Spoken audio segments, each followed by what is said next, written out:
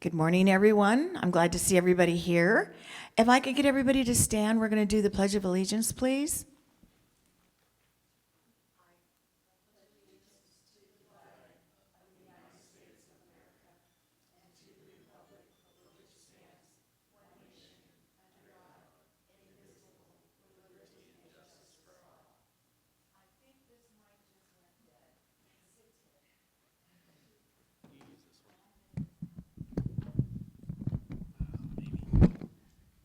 Thank you. Again, thank you for coming to our presentation today about FireWise. I'm going to introduce Chief Ryan Lubin, and he's going to do our presentation today, okay? Thank you. Is there people online? Oh, yes. There's Okay. people on Channel 97. Okay. Yes. So I got to use the mic. Yes. All right. Yep. Perfect. All right. Well, good morning, everyone. My name is Ryan Lubin, Battalion Chief here for CAL FIRE Riverside County Fire. Worked here in the county my whole career since early 2000s, even in the late 90s as a volunteer over in Marina Valley. So know the area very well, know the community and the county.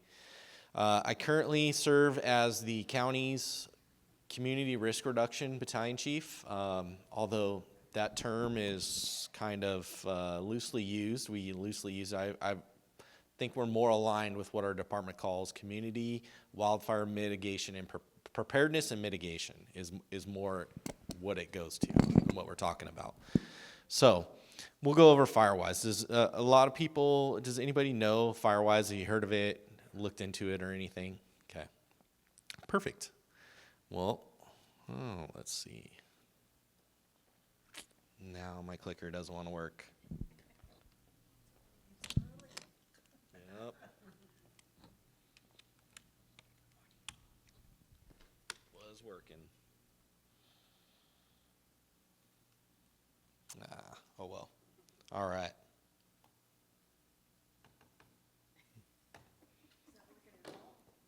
One second. There we go. There we go. All right. So FireWise. FireWise is an NFPA program that was started. And NFPA has been around for a while for the fire service, provides guidance for departments on things we should follow and do within the fire service. Well, one of the things with FireWise, the goal is going to be the wildfire education, as you can see. Education on wildfires, individual responsibility, and neighbor-to-neighbor working together is really what it's about. Oh, perfect, it works. So, program is nationwide. California, NFPA reached out and has had CAL FIRE become the, I guess, holder or chairperson, if you'd like to say, for them, for the state, to push FireWise out there and get communities to understand and educated and recognized. Nationwide, I think there's something like 3,000 FireWise recognized communities, with over 1,500 of them being here in California. So we're really pushing it hard to get communities to understand, because it makes a difference. In the county of Riverside, I think we're starting to really gain some steam with a lot of communities becoming FireWise recognized and understanding and completing the requirements so they can be safer. So today we'll talk about what your commitment and engagement will be, the program itself, and then how to become recognized. So it's not a certification, it's recognition. And that kind of makes a big deal for your insurance company. So county-specific statistics, like I was saying. So in the county, we have a total of 10 sites that are in good standing. So that means there's 10 recognized communities throughout the county, with 36 sites that are pending in various stages of the application process. So quite a number of communities trying to become FireWise recognized and get that recognition for a multitude of reasons. Most of them's all insurance purposes for you guys, which I'm sure you guys all want to know and are feeling the pain from that, like most of us. So the NFPA program, it's all strictly volunteer between you and your fellow neighbors as a community. Like I said, CAL FIRE, we're the liaison for it, for the NFPA, for NFPA USA. And then as you can see up there, we have a structure. We have one of our deputy chiefs up in Sacramento, Shane Vargas, that's the head of it, and then it just works its way down to your local area. With whoever, if you guys choose to do it here within Sun Lakes, you would have a local resident leader, and then they would work with me on any of the stuff for the recognition. And then I have, in March Air Force Base is what we call South Ops. It's our regional coordination area for the department and for all departments. One of them, we have one in the south, one up north in Redding, and then our main is in Sacramento. So I have a partner chief that works with me in there that deals with this stuff strictly outside of like my other day-to-day duties that I have to do. So like I said, it educates the residents on the community wildfire risk and assessment that you're gonna look at and need to know about. It improves the awareness of those wildfire risks and best practices and education to take care of and mitigate those risks to the best that we can, because we're not going to be able to get all of them, but we can definitely make a difference.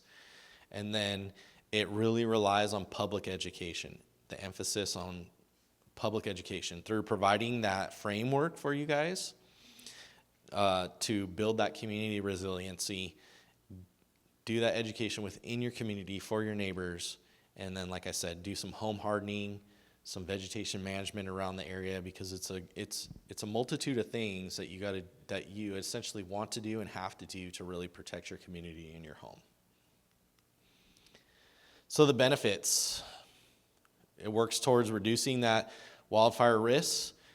You're creating projects within your community, be it your local neighborhood community, your community as a whole, right? And trying to mitigate whatever risks you guys identify within those areas to a minimal level to where it's going to be not very impactful if a fire were to occur, which is exactly what we want to do, okay? Helps firefighting efforts. It's going to help with what goes on. You guys saw the fires that we recently just had in the county. We had just 2 really good fires that were going on in the county, with some other fires that were going on as well. We kept them small. We were able to keep them small. But just for instance, just to give you guys an idea, we have county-wide for CAL FIRE Riverside County Fire, which you guys are in the area part of between Beaumont and Banning. We have 106 stations. We had 70 of those fire stations were uncovered because equipment was out fighting those fires or any other ones, but we strategically were able to move the rest of our equipment around and still provide coverage for everything we needed within the county. So we pride ourselves, we do a good job, but we can only do so much, right? And then that's where it also comes on you guys as a community and as a resident and a homeowner to do your part to make it safer as well. So the other big one is working with 501(c)(3)s. Being a FireWise community does not get you that 501(c)(3) certification. It's really working with fire safe councils. So that's the bigger next step, is what we would want to try to do is say have the city of Banning become the whole city become a fire safe council, and they become that 501(c), and then they're able to go after grant funds that help FireWise communities do things like home hardening that gets identified, or vegetation reduction and management within areas of the communities, different things of that nature. So FireWise, NFPA, so the state insurance companies, the state insurance fund talks about it. They recently released, is anybody in here on the FAIR plan, the California FAIR plan? Okay. So as you know, with all the stuff going on, lots of people, including myself, where I live in Menifee, have been kicked off of my insurance. They're no longer providing it for a multitude of reasons, right? And we all have been put on the FAIR plan. So the California FAIR plan is not any insurance that's provided by the state of California. It's just called the California FAIR plan. It is basically a pot of money that every insurance company that is recognized by the state that comes in that can be listed as an insurance company. You can either be listed or not listed. And we always want insurance companies that are listed. It's like they're vetted, right? And they can only charge so much based on the insurance commission. So those companies have to come in to be able to work here, and they have to pay a certain amount of money into this pot to provide insurance for those who can't get insurance any other way. So that's how the California Fair Plan comes out. It has nothing to do with the state. It's just another pot that insurance companies pay into. And as those insurance companies choose to leave California and leave, that slice of that pie for the other insurance companies gets bigger that they got to pay into. So as you can see, they want to try to get more insurance companies back in to be able to provide that. So it's kind of a blessing and a curse, I'll tell you guys right now, to be on the Fair Plan. You think it's bad now, but if an insurance company comes in and then says, hey, we're going to start providing in the zip code again, you can no longer be on the Fair Plan, which means you're subject to whatever price increase that they say for insurance. So it's kind of it's a double-edged sword. So just think about that stuff. There's a lot more to it. A lot of the insurance companies are trying to work to get back into the state, but it's going to take a lot of work. So California Fair Plan, I'm sure you guys have all seen that they sent out a mailer out to everybody recently that says if you become FireWise recognized, you can get a discount. There's also the Fire Safe Council that I spoke of. If you're within a Fire Safe Council, that a lot of insurance companies take those for a discount. Us as the state fire department, California Cal Fire, we recognize there's a gap from FireWise to what the insurance companies use, which is IBHS. And it's really IIBHS. It's the Insurance Institute for Business and Home Safety. So it's the insurance company's research company. So they have a place out, and I believe it's in North Carolina, giant building, and they go out there and they build homes within their building, and they do hurricanes, floods, fires, all kinds of stuff to test it, to see how things are going to go. They know exactly what's going to happen and what's going to work for homes. And that's what they use. Well, they have a certification in themselves. You can go on their website and you can pay. It costs money to become IBHS certified. It's not a lot of money, but it does cost some money. And the application fee, I think, can be $150 if I remember, to $500 depending on what you choose. But then that entails a lot of potential retrofitting or home hardening that has to occur with your house, right? Once you get that certification, all insurance companies take that. They'll see that and they go, oh, you're good, and they'll give you whatever discount it is they choose. I can't speak to that. I've heard all over the place as far as discounts go for that. But like I said, we recognize there's a gap between FireWise and that. So we're trying to create another, like a FireWise Plus, something that does a little more, can provide a little more, but maybe doesn't cost money for all the residents and homeowners, but still meet what the insurance companies want. So we're working towards that. We'll see where it goes in the next few years.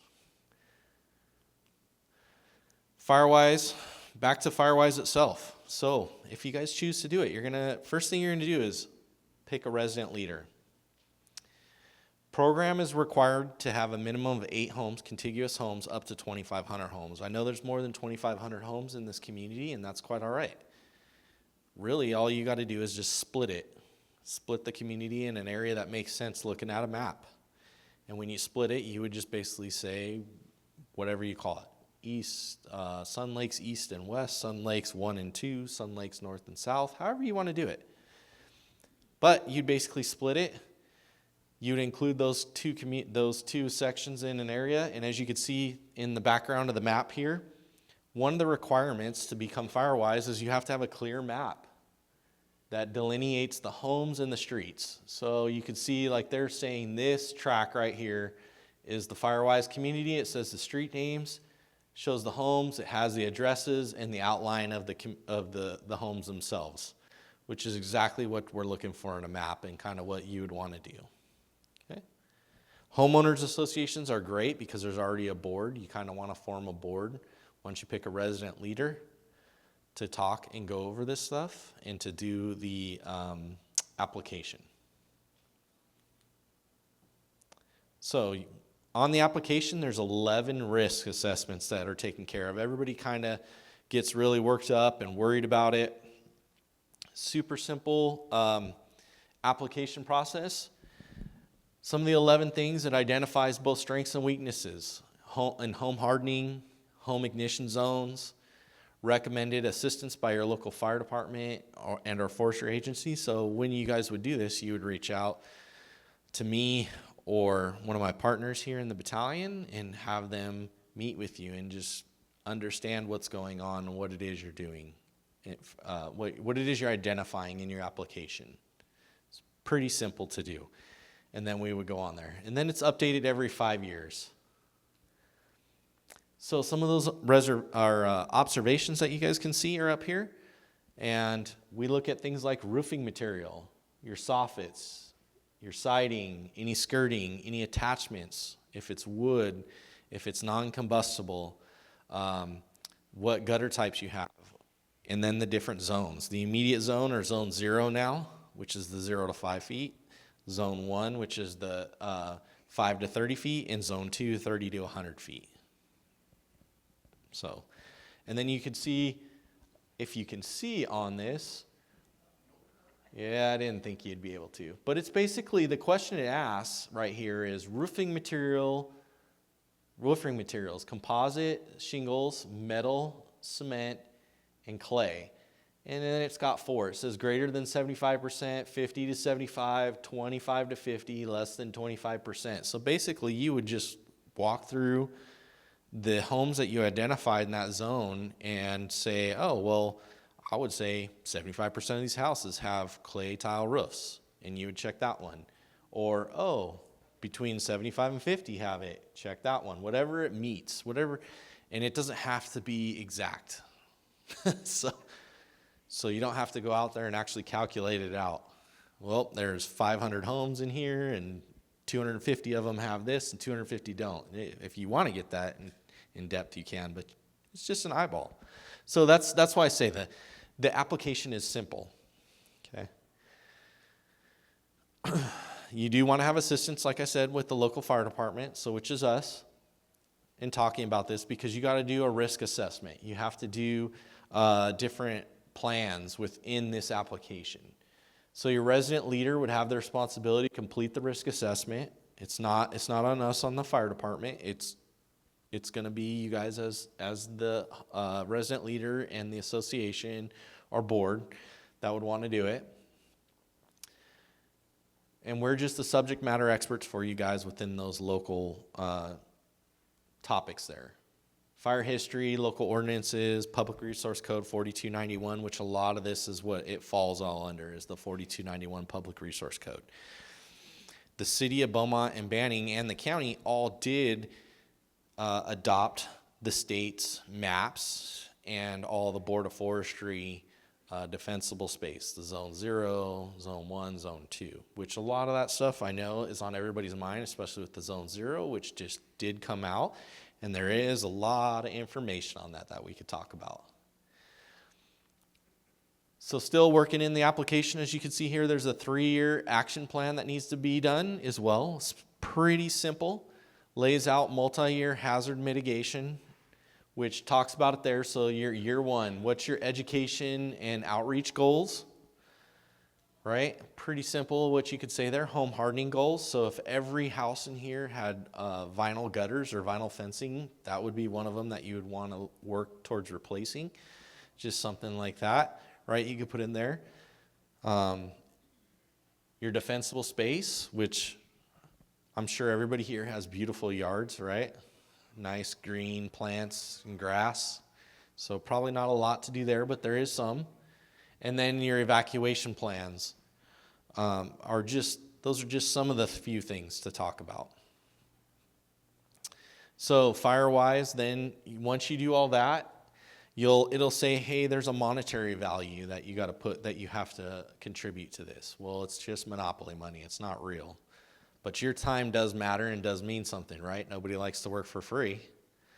So what NFPA has decided is that for every hour of your time, it is worth $33.49. And that is all you need to contribute per year per household for FireWise. So for your house, you essentially have to contribute 1 year or $33.49 of monetary value to meet the goal that's required. So if you had 500 homes that were in this application process, you would take that 500 times that $33.49. That would give you your amount that you need to meet. And then you just have to enter in there the amount of hours that are done, volunteer time, or if you have gardeners, the time that the gardeners use, or the money that's used towards the gardeners, can be utilized as that, essentially, and placed in there. So you would just place that in there, it would tally it up, and then lo and behold, I bet you guys would be well over the amount of money it says it's required. So with that, after the monetary, you would have to do one educational event per year, one vegetation removal program, submit your application to FireWise through the portal, and then once it's reviewed, probably get it approved through my partner. He's the one that does all the approvals there at South Ops that I was telling you about. I just get to kind of guide you and help you with that stuff. So the application process is pretty simple with a lot of this stuff. When you do look at it, a lot of the times I get a lot of calls from people, and then I reach out when I see some are denied because it's minor little things that need to be done. If you were to look up other people's examples of their application, there's really great examples out there on the internet that people have put within those categories that I was talking about: the education, the evacuation plan, the home hardening, the defensible space. Lots of good things that people have put in there for that you can utilize as well. It all kind of carries over or can be changed to what fits your local neighborhood. So IBHS, this will be a little house demo that you could see and talk about. From start to finish, we're going to start with our ember generators, which we use to recreate a realistic ember exposure. Embers are those small burning and smoldering particles that may travel ahead of the fire front. And what we do with our generators is we create the realistic exposure, and in our wind tunnel, we're able to throw them at a building. And then we have a building that has two sides to it: a good side, which uses wildfire resistant construction, and what we're considering a typical building that we would see in a wildfire prone area.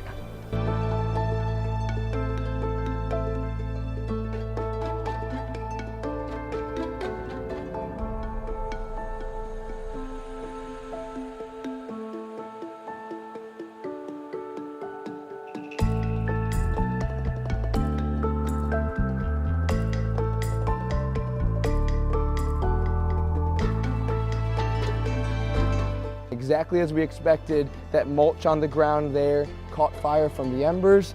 The fire from the mulch burned up under this deck, and this whole deck was on fire. And so this fire on this deck caused flames right against the home. And then if we look there at the base of the door, there was actually the flames from this deck that burned through the bottom of the door, and on the inside of the house we started to see smoke and flames. And so because this deck was a combustible material attached to the building, when the embers led to the ignition of this deck, we got flames inside of the building. Here we are on the wildfire resistant side of the house, where we had non-combustible siding, a 5-foot non-combustible zone and 6-inch gap.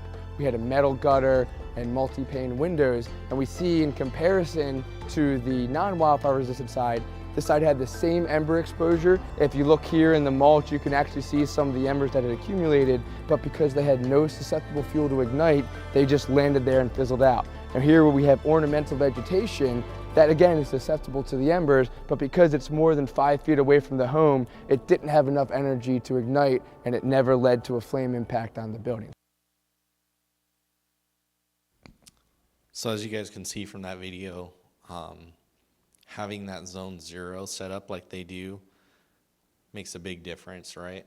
And then those buildings were in that giant building that I was telling you about in North Carolina that they do all these tests. We also used to set up 2 smaller buildings like that, different parts of the state, when the director of CAL FIRE would go around and open up fire season and kind of do their press conferences at certain locations.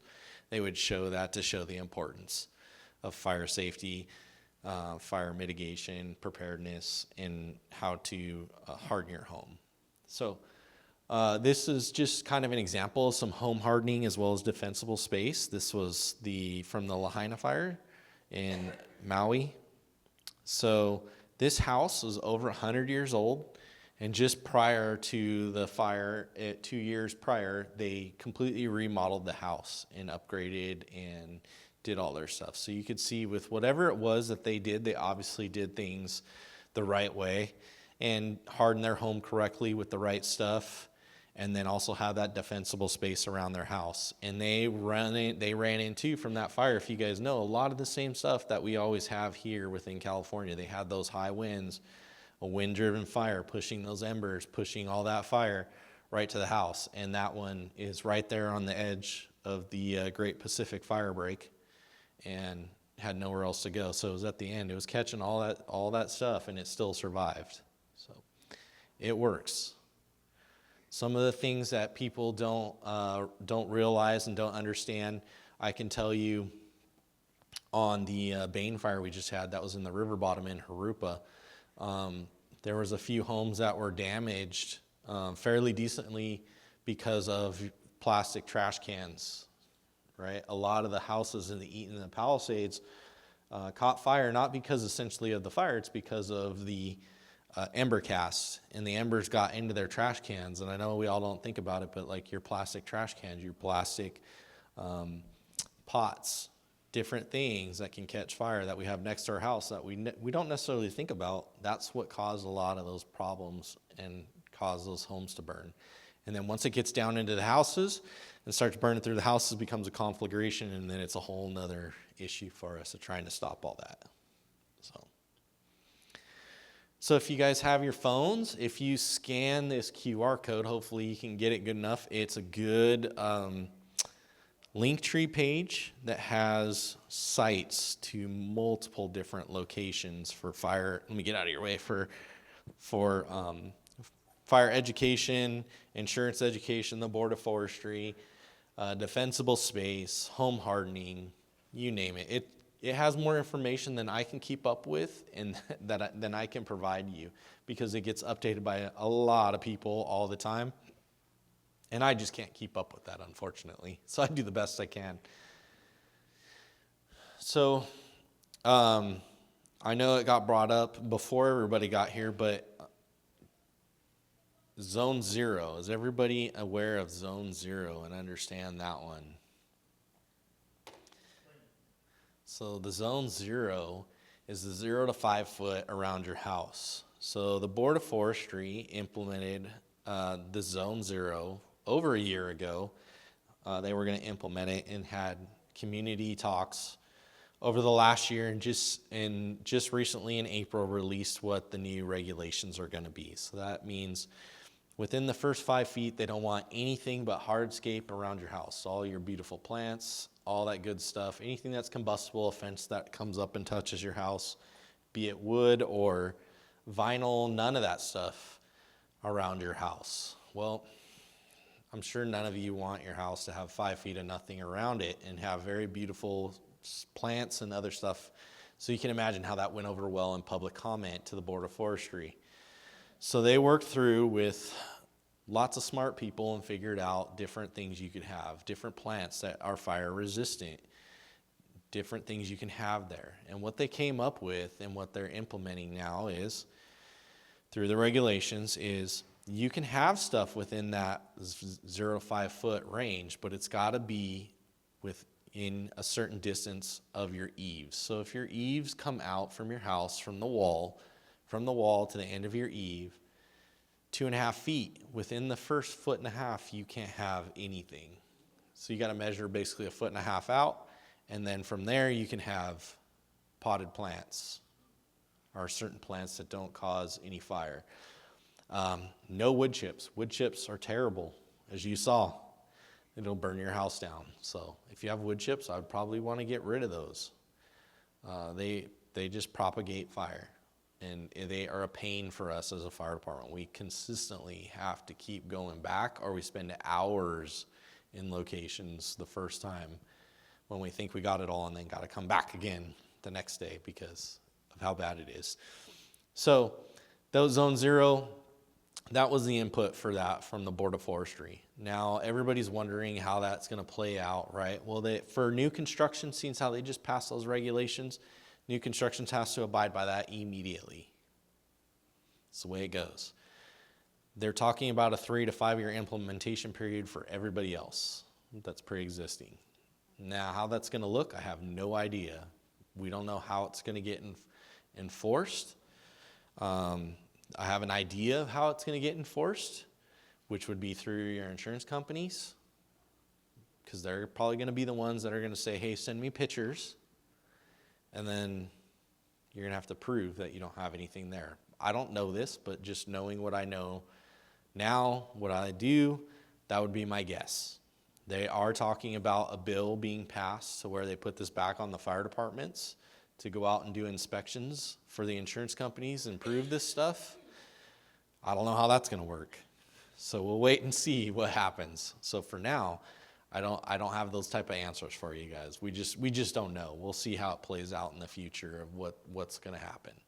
But we do have time to do all that stuff. So, yep. I believe this gentleman was first back here. Well, go ahead. Yeah. Yeah. Because people aren't going to remember later on, so. Yep. Hold on. This is being recorded, so. I just have a question. With our property lines at 3 foot from eave line to the neighbor's property, how does a 5 foot? So you can only do the zone up to your property line. So that if it's from the edge of from the property line to your house 5 feet, well then that whole 5 feet's got to be within that zone, right? So it's got to be taken care of. Most of our houses have vinyl fences between the houses, only 2-3 feet between the vinyl fence and house. So there's Yes. thousands of miles. You guys are not the only ones. So as you can see how the home hardening, because that would fall under home hardening stuff, can be very costly and is going to be a problem because everybody switched to vinyl fencing years ago and oh, this is the greatest thing. I don't ever have to replace it, so on and so forth. I don't know how that's going to work. There's a lot of money coming out through Assembly Bill 4 for defensible space, home hardening that's going out. That's going to be up for grabs to all the fire safe councils and different things of that nature to provide to be able to assist with those home hardening things because the retrofitting is going to cost money and it's going to take time.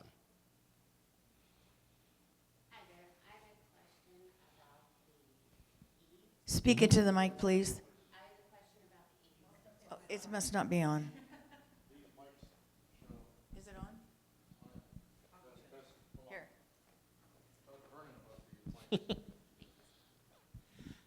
I had a question about the eaves.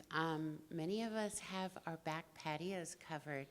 Do those become the eaves then, and do we need to be 1.5 feet from the edges of those? Nope, they consider the eaves just the eaves themselves. So. Okay, thank you.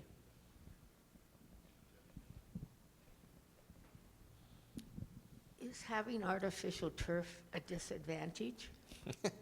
So that's another one. So the artificial turf, obviously, it looks great. It's great, but again, it's kind of like mulch. It's the embers get on there and it's gonna burn. Oh, my gosh. So Just pave everything. that's gonna be another one. The hardscape. You guys are not the only ones. The HOAs. I was just in Four Seasons doing this, and they understand, as well as a couple other places. The HOAs have to understand, and they're going to have to change with what the regulations are and what the codes are, because, like I said, the cities and the county have adopted all this stuff from the state, so they have to abide by it. And I understand, like, so once if you guys choose this, it's going to be something that's going to have to be brought up to the HOA, and they're going to have to look at the stuff, and they're going to have to conform with what the new regulations are. Ryan, when we had the drought and everybody had to get all rid of everything, they put in the artificial turf. Mm-hmm. So now we're saying that all that money, thousands and thousands of dollars? Well, I don't know for sure. It's like I said, what I think is going to come down to is the insurance companies dictating a lot of this stuff. We don't say anything about the artificial turf. I'm just telling you're asking, it's going to burn. It is. There's no doubt about it. But whether the insurance companies say you can have it or whatnot, that's going to be a whole nother story. Just for clarification on the eaves that she brought up with the patio covers, Most of our patio covers are attached to the eaves, so that is not beyond the 1.5 feet. So if it is a vinyl patio cover, that would be a violation, right? Again, it's going to be one of those things that might fall into the insurance company and what they tell you they want for their investment.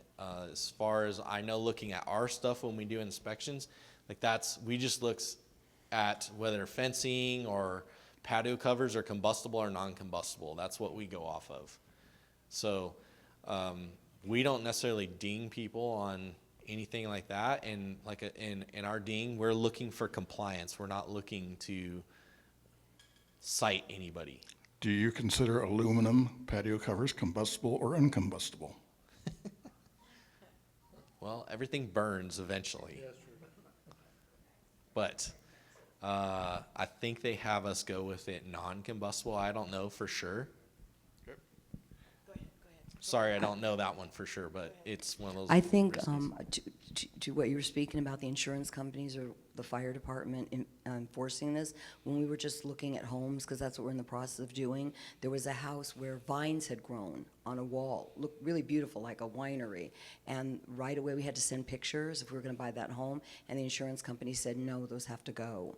So they're really, what we're finding now looking, they're really involved with telling you, forget it. Yes, yes. Does the defensible space around the eaves, does it matter if you have closed eaves or open eaves? Yeah, so that's something that we look at, whether they're enclosed eaves or open eaves, and then whether your vents that go into your attic they're needed have the meshing that's 1/8 of an inch or less. So. Just I want to follow up. Sorry. So the newer homes that have been built are closed eaves, and they have a fake vent. So they're totally closed in. There's no venting. We have circulation every hour. So is that a benefit? Do we have to still have the same space around the eaves if we're all closed in? For the Zone 0 you're talking? Yes. Yeah, so the Zone 0 talks about the ground around your house, and they just go off of the distance of the eaves is what they went off of. So whether your eaves are enclosed or not for the Zone 0 is in regards to what you're talking about, it's irrelevant. It's just the distance of your eave. If it's a 2.5 foot eave that comes out, you go 1.5 feet, and then you can have plants away from your wall. They go to a max of 5. So if it was 5 feet, a 5 foot distance, you could have from 1.5 feet out to that 5 feet, all kinds of plants all right there, right? So. Okay. And just one more question. How confident are you that the artificial grass might be an insurance issue? I'm not very confident. Well, I don't know what they're going to say or do. I just know we're not looking for it. I'm just preparing you that might be something that they look for, right? I have an application right now with the architectural committee to spend a lot of money. Yeah. Personally, what I would tell you to do is do decomposed granite. To me, that looks a lot better than rock. I live out in Menifee in the old Sun City out there, and I see all the rock that all those houses used to have, and they paint them, and it's all right. It doesn't look too appealing, but the decomposed granite or DG to me looks very nice, and that's something rock burns eventually, but that's not going to burn. I just don't know where it's going with the turf. I can tell you turf will burn. It will catch fire with enough embers, so probably not a good idea. We're not enforcing anything of that nature as of yet. Who knows where this is going to go in the future. But like I said, the insurance companies are the ones that are really, as you guys can see, the ones that are starting to dictate a lot of this stuff to you guys as homeowners. I have a question so far. ma'am. 2 questions. One is with the number of HOAs that are out there, and then the number of people that are in the communities, no matter where it's just regular communities or senior communities, they have actually put in a lot of the vinyl and all that, so that if they actually get together and say, wait a minute, everything burns, and we put this in, the cost of whatever business that they have that will put in a different kind of maybe brick fencing, that's going to be a tremendous cost overall. So with that, with the HOAs get together and talk to the people who make the decisions about these certain things? Would that have any influence? You talking when they build new, essentially? No, the Just ones the that are existing? in, the ones that, there are so many in even Inland Right. Empire in Southern California. It's a tough, so they say that basically people get into a room and make decisions. So if they get together and make decisions to say, because it would be a tremendous cost on the homeowners as well and the boards to say, you know, let's not take these vinyls away, then that's. Yeah, I don't know how or where that would go. I can tell you a lot of the new Chapter 7 building code stuff, and then like what we're saying. So when new building comes in, that's who's going to benefit from a lot of this stuff is the new building, because they're going to have to build to these standards, right? And that might be something that maybe when the plans go out for a new community, maybe vinyl fencing's not in there. They say, no, you got to do block. But you got to remember, it doesn't need to be necessarily the whole neighborhood either. It's only got to be so far, right? So maybe it's just the first few streets of an outlying community that's close to a wildfire threat, right? So there's so many variables with this and which way it can go, we just don't know. The second question I had regarding where we live here, we have the huge open space in the back. Are those people, whoever owns that, including I understand BLM owns that, and Edison, a lot of them own that. Are they required to cut down a lot of that brush because that's what's will fuel a lot of the fires? So there is an ordinance within the county for open vacant lots that they have to be, the vegetation has to be mitigated. The hazard has to be taken care of. As far as the big land behind you, it depends on who owns that land and what they're gonna do. And then with that, so like BLM and the Forest Service, if they own any of that land, there's a lot of steps that they gotta go through to be able to do a mitigation process for those weeds. A lot of steps. And a lot of times, the non-governmental agencies that are very open to nature put a lot of or a lot of emphasis on what can and can't be done in those areas. So they do what they can. I work with our unit forester and with communities to try to pick projects and work with those agencies, our partner agencies, as well as landowners, to try to help build in those buffer zones for communities that we need between the land and where the community starts. It just takes time and money. So I've had some questions about people's insurance being canceled, and they're saying that they're using a certain map. I've seen the CAL FIRE map. Some of Sun Lakes is in the red and some of us are not. So what's the difference between those two maps, that the insurance company's using one that's like San Bernardino County or something like that? So the fire zone severity maps that we put out as CAL FIRE, it is, the insurance companies are not allowed to use those. Okay, it's against the law. They've written it into law. They cannot use those to base their insurance stuff off of. They utilize their own proprietary risk analysis programs in companies to do their risk analysis, and I don't know how they do that, but they do it. And when they canceled my insurance, I can tell you when they canceled my insurance, it was because I got 2 points out of 100, and I said, what are the 2 points? And they said, you have a slope. And I kind of laughed at them. And it was right after the maps came out. So I don't know. It's frustrating. I get it. I'm curious about seeing what my house looks like versus a perfect house that's fire safe. If I were to do a search on Google, what would the keywords be to show me a sample of a fire safe house? You'd want to look up like home hardening and defensible space.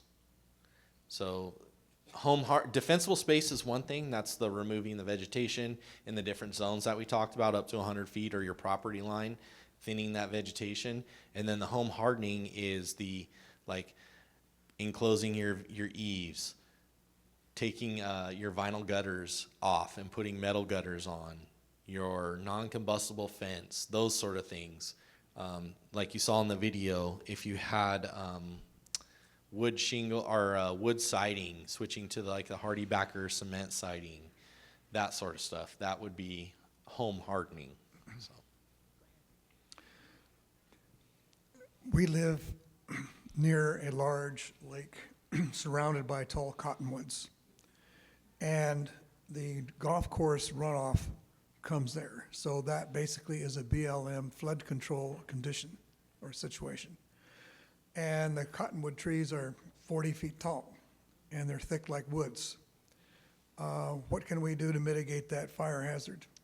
So I know I've been in talks, and I'm well aware of this. Chief Hopkins is working with not only our unit foresters and the property owners here, but the actual property owner of that land, because some of it's owned by depending on where it is, owned by Sun Lakes itself, and some of it's owned by some other entities.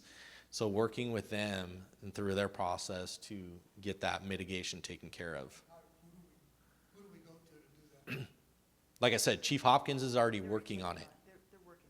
They're working on it. It just takes time, unfortunately. So, Ryan, like I told you, we have 3327 homes here, and they all have tile roofs, and they all have the vinyl fencing. So, if we break it up to north and south, and we have a leader on one side and a leader on the other side, does every single home in that area have to comply with it? How are we going to break it out? How are we going to figure out, well, Shannon's house, she doesn't want to do it, and Kathy's house wants to do it, and somebody else doesn't want to do it? How do we get everybody on board? Because it's going to cost money. Well, Yeah. plus, Michelle, you know, there's people living on Breckenridge who are high risk, Yes. where I'm on Fairway Oaks. Yes. We have like a zero risk where we are, Right. so same community. Yeah, so fair question, and this is going to sound a little rough, but when you split the community, it would be difficult to carve out one-offs of people that don't want to partake. So I would suggest just including everybody within the zone if you were to split it north and south, just everybody that's in the south is in it, everybody that's in the north is in it. And then you would just do the assessments, and then I'm sure they either pay a gardener or you can volunteer your time to go clean up their property if they allow you.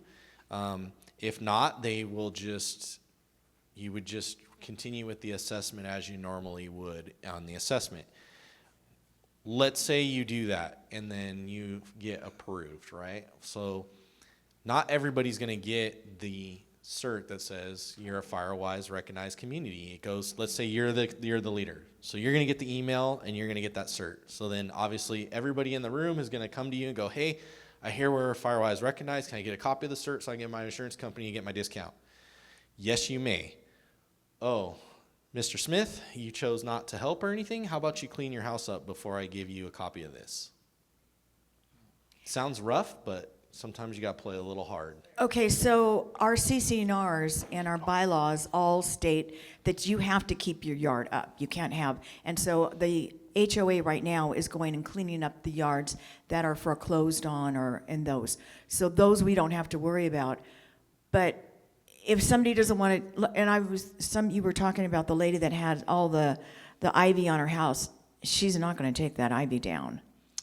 At that point, it is what it is. You just keep, every time you renew your FireWise, you just keep, it would probably still fall under the 75% or more on the check boxes. You would just keep doing what you're doing, and it is what it is. It's not going to preclude you from becoming a FireWise community. Okay, so if we are going out there, let's say that Doug's doing it on one side, I'm doing it on the other side, we need to go to every single house and visually look at it? Yeah, you're going to drive around. And Okay, because we know all of them have tile roofs. Yeah. So you're just going to drive around and you're going to look at each section and you're going to go, oh, yeah, the roofs, everybody's got tile roofs, so over 75%. And the next, I forget what they all say on there, but let's just say one of them was like, let's just say vinyl fencing was one of them. And they all right? have You- vinyl fencing. You all know they all have vinyl fencing. You're going to check that, right? But maybe you drive down the streets in the areas that you're looking for ones you don't know, and you kind of like I said, you're going to take a swag at whatever the other ones are, because you don't know what everybody's all got, right? Right. I'm pretty sure you're pretty all the same. Right. Okay. Wait. You need to have a microphone. Go ahead. So I live on Birdie. I have a hillside. So Birdie, Breckenridge, Wailea Beach, Rio Bravo, you're either looking and you got a hillside going down or you got a hillside going up. Is there any way that we would ever be able to be FireWise because we've got the big slopes and the down slopes on those streets? Yeah, that doesn't pertain to any of the FireWise stuff. It's all, like I said, it's all about understanding what your property is in the community and then trying to mitigate those hazards. So it doesn't matter that there's a slope there, as long as you're taking those defensible space precautions with your vegetation and your property or your neighbor you guys will be fine. Well, the HOA is responsible for clearing the hillsides and they're not cleared. So that if the hillside's not cleared and there's a bunch of brush and Is the hillside somebody's property, or is it it's my property according to taxes, but the HOA takes care of it. I'm not allowed to touch it. Yeah. So I would say you need to go to Mark Sliden and figure that out. I'm just saying for everybody, I'm just saying the three, Yeah, four. the I four don't know streets because that I have don't it. know if everybody has that same. I mean, I know several people that own slopes and they have to take care of it themselves. Yes, but then there's Wailea and Birdie and Breckenridge, and I'm not sure about Rio Bravo, but we can't, the HOA waters it, we don't take care of it. So what I'm assuming, I wish Mark was here, I'm assuming that if we decide that we're going to become a FireWise community, the master board would take the initiative to go out there and say, hey, we'll go ahead and take care of that for you. Okay, thank you.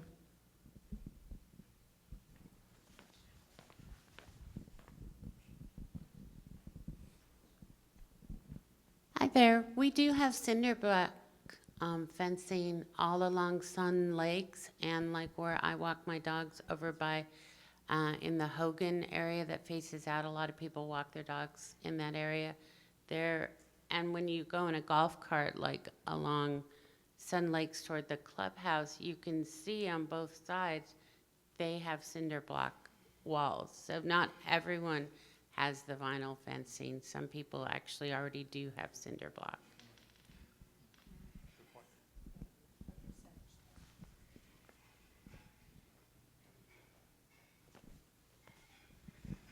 Since the 0 to 5 feet hasn't really been put into effect yet, to become FireWise, would that have to be part of the plan? no. No, but it is a good thing to follow. Hi. Is there a percentage that we have to meet to become FireWise? In what sense are you talking? Like she says, we have 300, 3,000, over 3,000 homes. There's a percentage of the homes that have to meet that to get. Minimum of 8 to a maximum of 2,500 in one little community. So if you're over 2,500, that's why we say to split. But you have to have a minimum of 8 contiguous homes to start a FireWise community. Okay, perfect. Thank you. So you could break it down in groups of 10, 20 over here, 50 over there, and have separate But little. why would you want to? Well, just because it's easier to manage, maybe people So- on Breckenridge want to do it, where people on Fairway Oaks don't. So just, It's a lot of work. I don't know, divide and conquer. For your guys' community here, it's better off if you just, because you have the HOA and how things are ran and taken care of, it's better if you just split it and everybody's involved. Okay.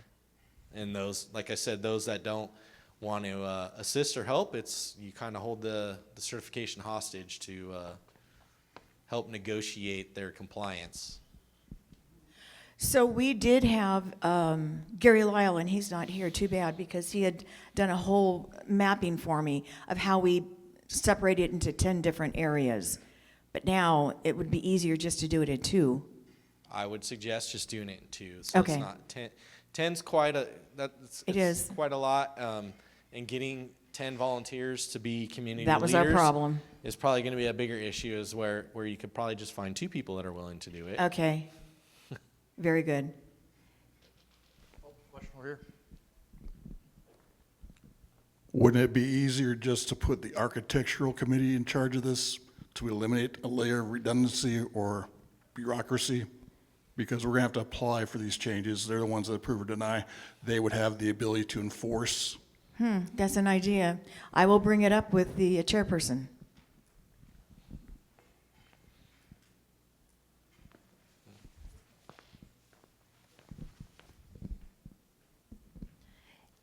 Can I get a copy of your PowerPoint?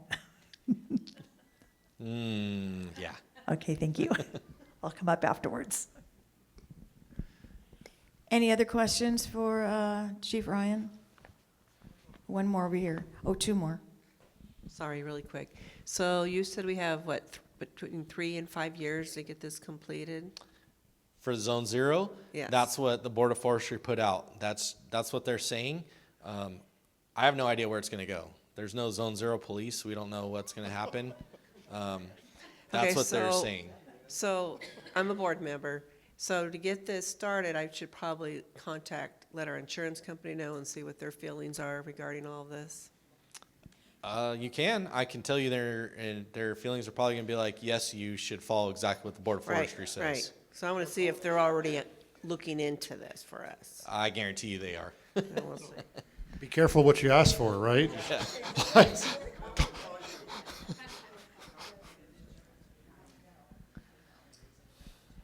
Hi, just for the people about the turf, I see there's fire-resistant turf and self-extinguishing and some other safe certified artificial grass. I don't know what an ASTM E108 Class A fire rating is, but I guess maybe if you are going to put turf in, maybe would the fire-resistant turf products be helpful or not? Again, I couldn't tell you. We could probably care less as a fire department, getting into the weeds that much. No pun intended. But it will burn. Everything burns eventually. Right. So I'm gonna say, it's all gonna be on the insurance companies. They're gonna dictate what we do, unfortunately, until legislature dictates to them otherwise. And we know how long that process takes. So.